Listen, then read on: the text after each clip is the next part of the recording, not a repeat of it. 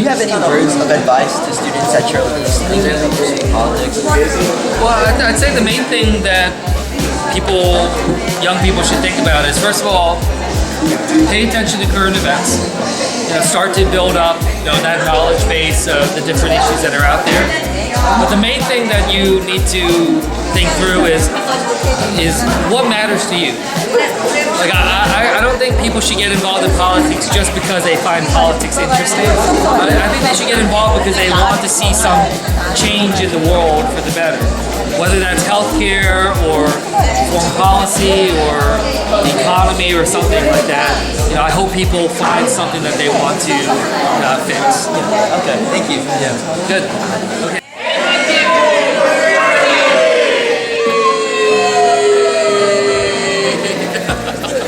Anyways, it's such a huge honor to see a Korean American politician going through the ways of the American government system, and it's such a huge honor to be here. But I have some questions for you. So, what inspired you to become a politician? Yeah, well, I can do that in my remarks. Why don't you just tell me your questions, and I can I'll make sure I talk about it. Okay. And for the last one, do you have any words to the Korean people that are looking up to you in Korea? And since you're a Korean American politician, it's very uplifting to see a Korean American politician going through the ways of the Senate. So, do you have any words for these people? Yeah, no, thank you. I'll make sure I touch on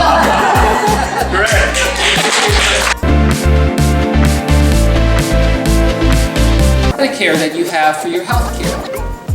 That's politics. The education that I got as a public school kid. That's politics. The fact that America, including the United States Congress, changed our immigration policies several decades ago to be able to allow Korean Americans to be able to come into this country at greater numbers, that allow for my parents to be able to come. That's politics. That my father is someone who got a scholarship to study in the United States, and that was money that was appropriated by the federal government to be able to encourage and strengthen ties between South Korea and the United States after the war. Those were predecessors of mine in Congress that made those decisions. That's politics. So look, I get it. Many of you know my parents. They're not the most political people. I did not grow up talking about politics at the dining room table. We were not a family that talked about Democrats or Republicans or presidential races. We were just living our lives. In fact, oftentimes I think I was told that, in many times, maybe not be too loud about your politics because, maybe it would offend somebody else and maybe get you in some trouble. So I was actually kind of taught not to really engage, not to really talk too loudly about politics. And I'll be honest with you, I think many of us in the Korean American and Asian American community can kind of relate to that. But what I'll say is that what we learn is that you can't assume that someone else is going to fight your fights for you. I am not running to be a senator solely for the purpose of being the first Korean American senator in America, but I recognize the responsibility that comes with taking this on. It is a humbling experience, being a son of immigrants, a public school kid, that even has a chance to be able to do this. I mean, the United States Senate is the highest deliberative body in our country. Only 100 people out of 330 million people making these decisions. But when I see what this means for Korean Americans all over the country, especially some of our young Korean Americans, it reminds me that this is why our parents came here. This is why you immigrated, or if your parents were the ones that immigrated. Isn't that it? My parents, they said that they came here because they wanted to give me and my sister opportunity. They wanted to give us a place where we could thrive. I want my kids to grow up in an America where anything is possible.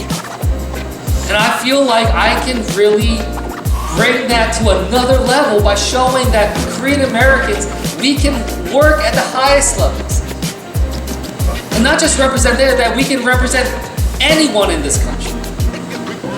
I'm not going to let people determine what I am or am not capable of accomplishing simply because of the color of my skin and my last name.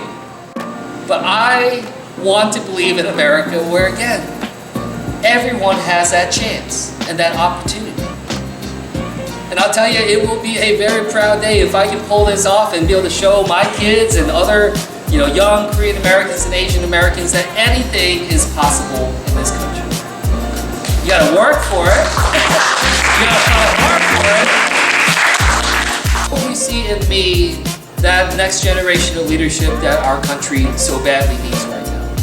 Someone who will bring much needed diversity, not just for diversity's sake, but be able to share my story and show that my story is not just a Korean American story or an Asian American story, but my story is fundamentally an American story.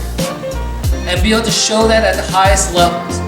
Be able to show 330 million people that a Korean American can be somebody that can represent them and their families and do it in a good and decent way. So my last question is, were there any politicians you looked up to who started your career, whether it be American or Well, yeah, I mean, I think, I got to work for President Obama for 2 years at the White House. So he was an inspiration of a lifetime.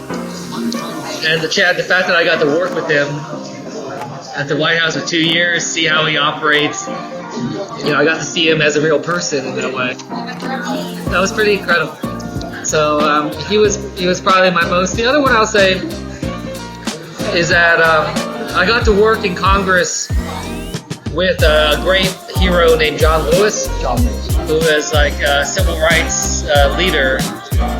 And so that was just like a really extraordinary experience.